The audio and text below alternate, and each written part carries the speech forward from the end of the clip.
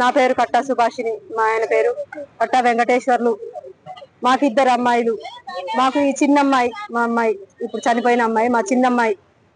ఆమెకి 2021 సెప్టెంబర్ 1 తారీఖున మేము ఘనంగా బంధుమిత్ర సభ వారంతో ఘనంగా పెళ్లి చేసి పంపించాం సార్.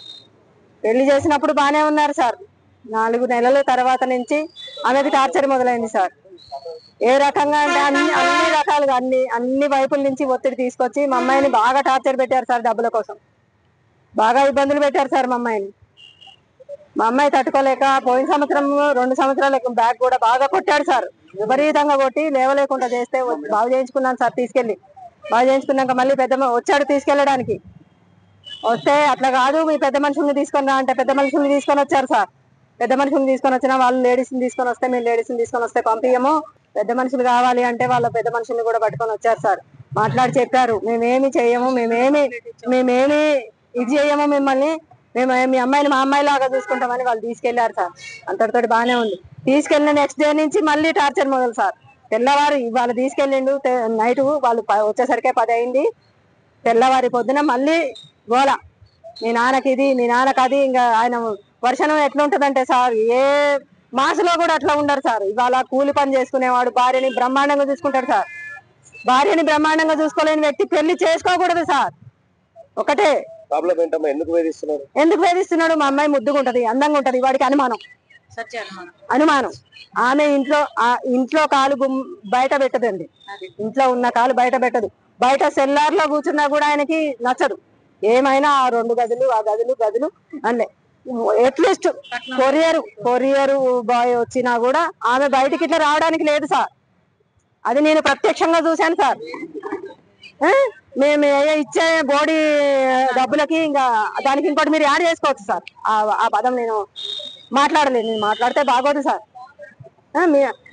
మేము సూసైడ్ నోట్ అలాంటి ఏం లేవండి. మా అమ్మాయి సార్ పోయిన సంవత్సరం ఇట్లనే చేస్తే మాట్లాడి తీసుకొచ్చారు. మళ్ళీ సెప్టెంబర్ లో మళ్ళీ ఇది రిపీట్ అయింది. మా అమ్మాయి గాయాలతో మా ఇంటికి వచ్చింది. మేము ఖమ్మం ఉమెన్ పోలీస్ లో మేము కేసు పెట్టాము. కేసు పెడితే వాళ్ళు అన్నారు కౌన్సిలింగ్ ఇస్తారమ్మా, 4 కౌన్సిలింగ్ ఇచ్చినాక అన్ని సర్దుకుంటే చూద్దాం, లేకుంటే లేదు అని చెప్పారు సార్. 4 సార్లు కౌన్సిలింగ్ చేశారు. పెద్ద మనుషులు తీసుకొని వచ్చారు. కాలాయేళ్ళ పడి లేదు మేము ఇట్లా ఏం కాదు అని చెప్పి ఇది చేశారు. 4 నెలల తర్వాత జనవరిలో తీసుకొచ్చారు సార్. జనవరిలో వచ్చిన కాడ నుంచి మళ్ళీ అది రిపీట్ సార్. అమ్మాయి మాకు చెప్పుకోలేక ఊకోలేక అందులో నరక యాతన అనిపించింది సార్. కానీ నిన్న మాత్రం అమ్మాయి సూసైడ్ అని పేపర్లో, ఈనాడు పేపర్లో ఇచ్చారు సార్. అది సూసైడ్ కాదు సార్, పక్కా ప్లాన్ తో చేసిన మర్డర్ సార్. అది వాళ్ళ ఫ్యామిలీ మెంబర్ కలిసి. మా అమ్మాయి చచ్చిపోయేంత పిరికిది కాదు సార్ నా కూతురు.